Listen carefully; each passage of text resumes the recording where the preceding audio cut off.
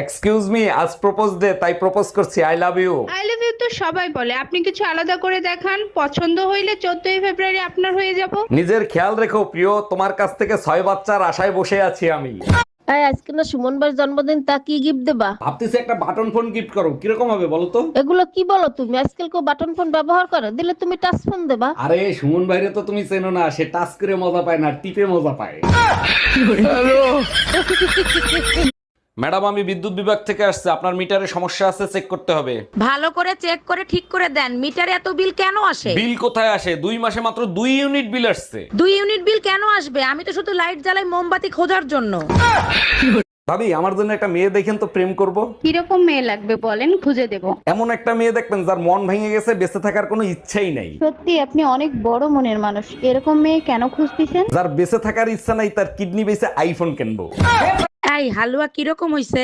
তার আগে বলো, হালুয়া ঝাল হইলো কেমনে? আরে হালুয়ার কালার লালই হচ্ছিল না। লাল হচ্ছিল না ভালো কথা, ঝাল হইলো কেন?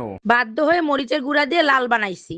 আমরা দুজন স্বামী স্ত্রী আমরা দুজন স্বামী স্ত্রী আজ থেকে শপথ করছি জি আজ থেকে শপথ করছি যে কোনোদিন আমরা ঝগড়া করবো না। কোনোদিন আমরা না, আমি ঝগড়া না করে থাকতে পারবো না। তুই রোজ রোজ ঝগড়া করবে নাকি আমার সাথে? হ্যাঁ, ঝগড়া করবে তো বাবার বাড়ি চলে যাও। তা ঠিক আছে, আমি বাপের শালা শয়তান বৌমা কোথাকার!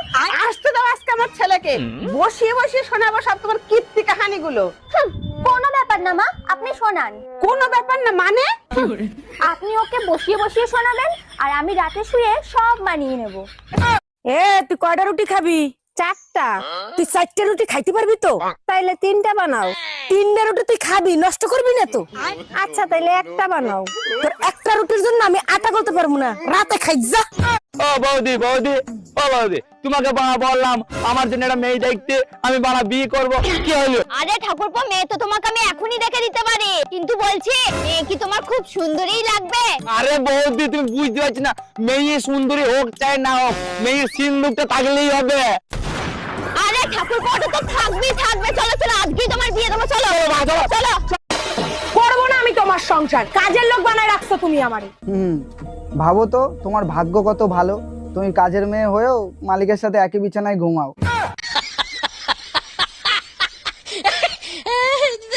বলছি আর কিছু নেই? সারাদিন আমি রান্নাঘরে বসে থাকি তোমার জন্য। প্রতিদিন প্রতিনিয়ত আমি রান্না করে যাবো। কারণ তোমার কি রোজ জন্মদিন যে তোমাকে পঞ্চপদ এরকম করে সাজিয়ে তোমাকে রান্না করিয়ে খাওয়াতে হবে? অফিসে যাচ্ছ, মানুষ হালকা মাছের ঝোল ভাত খেয়ে যাও তা নয়, ভাত দিলাম, মাংস দিলাম, ঘি দিলাম, ইলিশ দিলাম, তাতেও তোমার পোষাচ্ছে না। আমি এত এত রান্না করবো তো বাকি কাজগুলো করবো না? এই, তুমি কার সাথে কথা বলতেছো? দেখি ফোন দেখি। 24-এর ধারা অনুসারে কারোর ফোন চেক করলে জেল জরিমানা হইতে পারে, চেক করবা? আরে না, আমি তোমারে বিশ্বাস করি, কথা বলো। এই তোমার ফোনে মেসেজ দিছে কে? ফোন দেখাও। 24-এর ধারা অনুসারে। তোর ধারার গুষ্টি কিলাই, ফোন দে। আচ্ছা শোনো না, হ্যাঁ বলো। বলছি যারা কাজে ফাঁকি দেয় তাদের কি বলে? কেন বউ?